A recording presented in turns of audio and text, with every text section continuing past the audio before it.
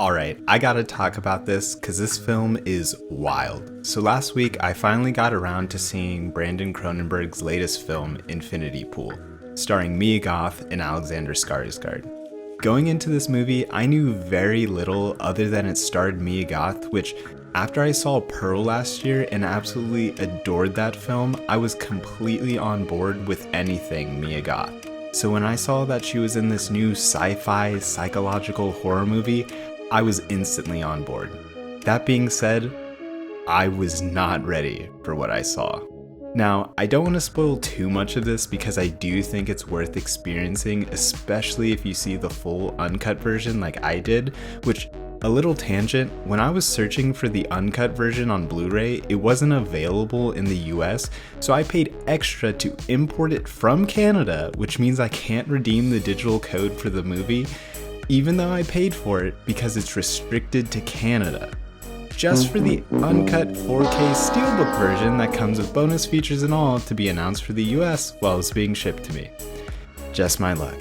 So if I have any Canadian viewers that want the digital code, don't forget to subscribe and let me know down below if you want it. Anyways, with that out of the way, Infinity Pool tells the story of James, played by Alexander Skarsgård, and M, played by Cleopatra Coleman, who are enjoying a perfect vacation at an island resort until they're faced with a decision: be executed, or, if you're rich enough, watch yourself die instead.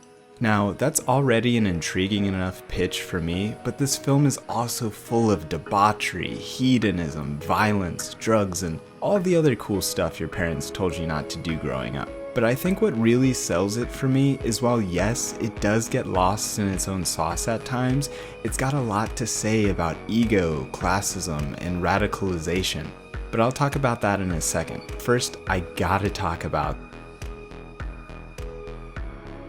Mia Goth as Gabby and Alexander Skarsgård as James gives amazing performances. The whole cast is great, but they really put this film on their backs and carry it home. And like I said, I was already sold on Mia Goth before with Pearl, but she truly is the scream queen of horror right now, and she deserves it.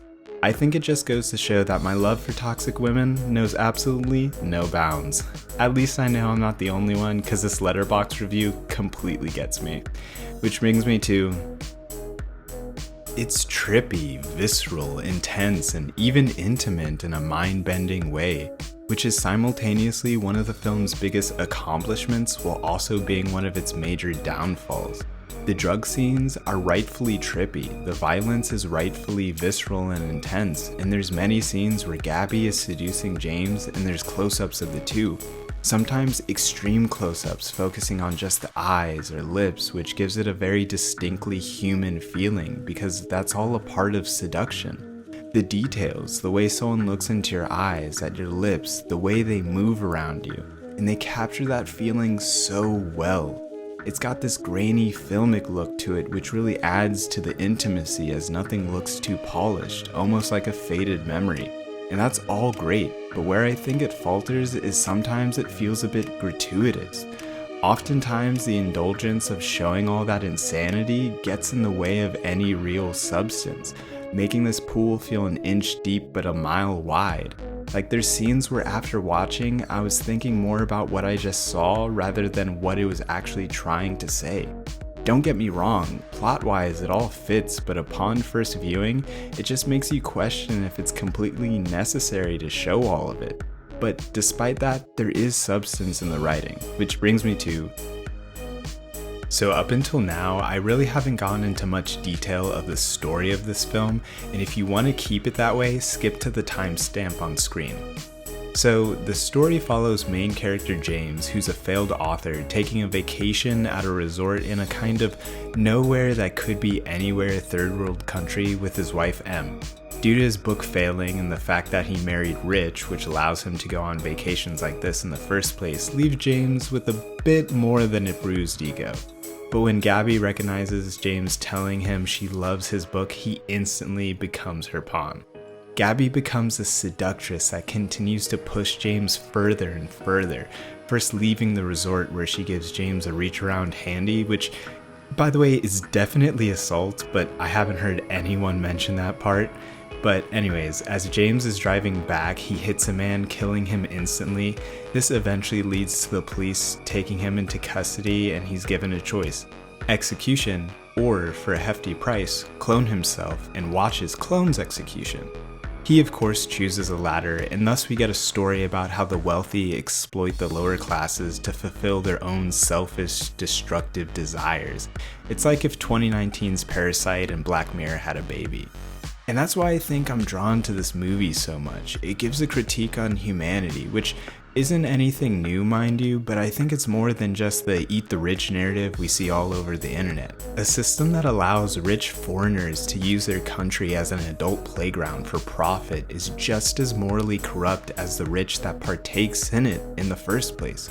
Furthermore, James is the perfect catalyst for this story because he himself isn't rich, but still ends up going down this dark path until he literally is harming himself.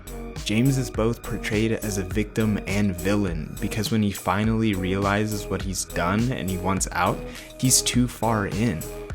I honestly think it points out that humanity is subject to amoral animalistic tendencies, which, if not evil, certainly aren't good. Each of us has an ego, each of us are susceptible to radicalization, and each of us are bound to our inner desires.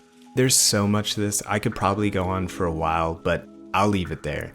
I end up enjoying this film way more than I anticipated. It's messy for certain, and isn't winning any Oscars anytime soon, but the ideas presented here were enough to make up for some of its shortcomings for me.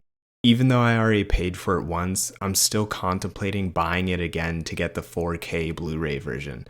But what are your thoughts on Infinity Pool? Have you seen it? Is it too gratuitous? Did you feel like it had any substance at all? Is this your favorite Mia Goth film? Let me know down below, and as always, if you enjoyed this, please like and subscribe, and I'll see you in the next one. Peace.